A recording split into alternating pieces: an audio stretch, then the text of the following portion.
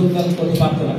তাই আমরা গত রাত্রে যখন এই আপনার ব্যানার বানাইছি তখনই আমরা 2010 এটা বাদ দিয়ে প্রাক্তন সকল ছাত্রছাত্রীদের একসাথে নিয়ে যাতে আমরা এটা সম্পূর্ণভাবে কাজ করে বারবাদী মাধ্যমিক বিদ্যালয় শুধু বড়দি থানা প্রত্যেকটা স্কুলে যেন অন্তত একজন হলেও আমাদের সাহায্যের আওতা থাকে এবং আমাদের বারবাদী মাধ্যমিক বিদ্যালয়ে যারা পড়াশোনা করে তাদের সাহায্য অন্তত আলোর সারি চালাই যায়। এই স্কুলের ম্যানেজিং কমিটি যারা আছে এত অল্প খরচে কোথাও কোনো স্কুলে এরকম হয় না।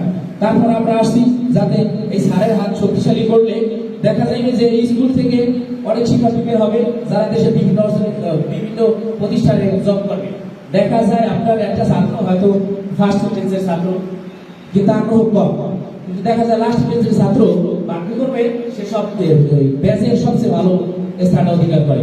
তাই আমাদের স্যারের প্রতি দৃষ্টি আকর্ষণ থাকবে যে লাস্ট বেঞ্চের ছাত্রকেও যেন সমানভাবে এবং আগ্রহ দেখানো হয়। অপমানজনক কোনো কথাবার্তা বললে লজ্জাজনক করলে তারা যেন আসে না।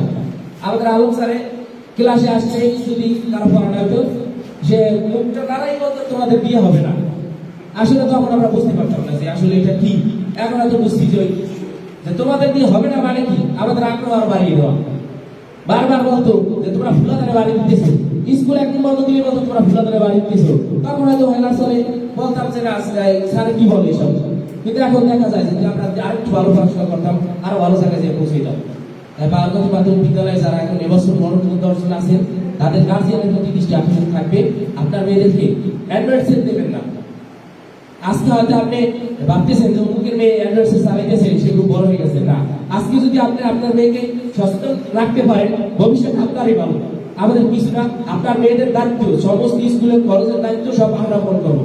আমাদের উপরে আপনাদের দায়িত্ব ছেড়ে দেন। আপনাদের শুধু এই কর্তব্য থাকবে আপনাদের সন্তানকে কিভাবে মানুষ করবে, কিভাবে তারা চলাফেরা করলে সমাজে আপনারা ভালো থাকবেন। দেখা যায় আপনার কাছে আর্থিক সমস্যা থাকতে পারে, কিন্তু এটাই আপনার সমাজের মূল পরিচয় না। আপনার কোটি কোটি টাকা থাকবে, যদি সম্মান না থাকে ওখানে আপনার কোনো দাম থাকবে না। অতএব আপনি আপনার সন্তানকে যথেষ্ট খেয়াল রাখবেন যে কার সাথে আসে, কোথায় যায়, কখন স্কুল ছুটি হয়, পড়াশোনা করে, এর সব খেয়াল রাখলে অবশ্যই আপনার মেয়ে কিন্তু পড়ালেখা ভালো না জানলেও ভালো একটা মানুষ হতে পারবে। আমাদের স্কুলের যে আইন শৃঙ্খলা বা নিয়মই এটা খুব সুন্দর। আপনারা আপনাদের ছেলেদের সাথে সাথে আশপাশে যারা আছে তাদেরকেও বলেন এবং আপনাদের সাথে আরো বড় সমস্যা থাকে বলতে পারেন। আমরা আপনাদের জন্যই সবসময় কাজ করি এবং আপনাদের পাশেই থাকবো। আপনাদের নিয়েই আমাদের মূল কাজ। বাংলাদেশের আর আমাদের এই দেশের সংগঠনের নিবন্ধন সম্পর্কে আমরা আলোচনা করেছি।